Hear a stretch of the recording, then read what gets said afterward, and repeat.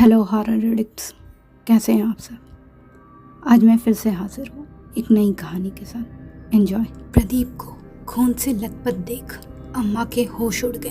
Shock में वो अपनी जगह से हिल भी नहीं पाई। अम्मा, कौन हो तुम मेरे बेटे नहीं हो सकते। प्रदीप के चेहरे पर एक खौफनाक मुस्कान आई। सही पहचाना अम्मा, मगर अब और कहानी सुनाने को अब जिंदा नहीं रहोगी। प्रदीप अम्मा पर झपटता है। प्रदीप बेटा, होश में आओ।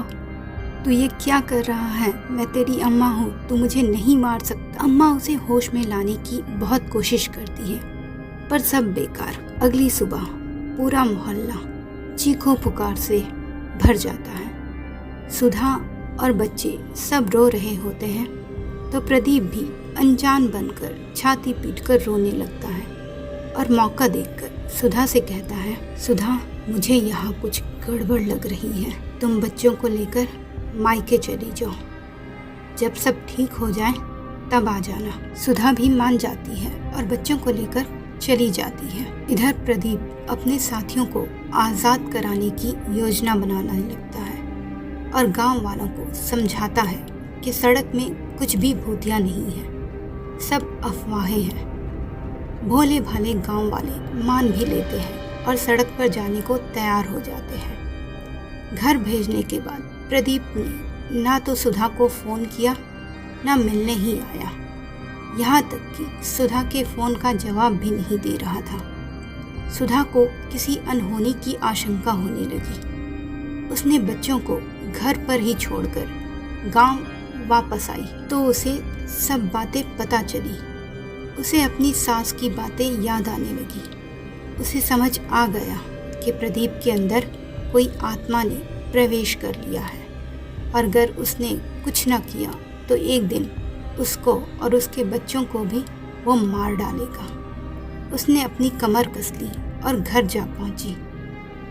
सुधा को देखकर प्रदीप चौंक गया, पर दिल में सुधा को मारकर वो गांव वालों को सावधान नहीं करना चाहता था। अरे सुधा, तुम यहाँ क्या कर रही हो? वो जल्दी में मेरा कुछ सामान यहीं रह गया था, मैं वही लेने आई हूँ।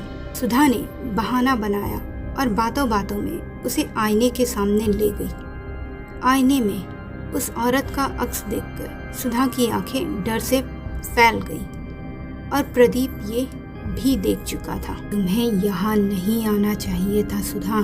कोई बात नहीं, ये सच सबको बताने के लिए तुम जिंदा भी नहीं बचोगी। वो सुधा पर झपटता है, पर सुधा तैयार होती है। गंगा जल प्रदीप के ऊपर फेंकने लगती है। गंगा जल पड़ते ही प्रदीप जलने लगता है और चीखने चिल्लाने लगता है। सुधा भागकर बाहर आ जाती है। प्रदीप उसका पीछा करता है, पर धूप में वो और बुरी तरह से जलने लगता है और उस औरत के रूप में आ जाता है, फिर जलकर राख हो जाता है। उसके बाद गांव वाले भूतिया सड़क पर ना जाने की कसम खाते हैं। तो मित्रों, कैसी लगी ये स्टोरी?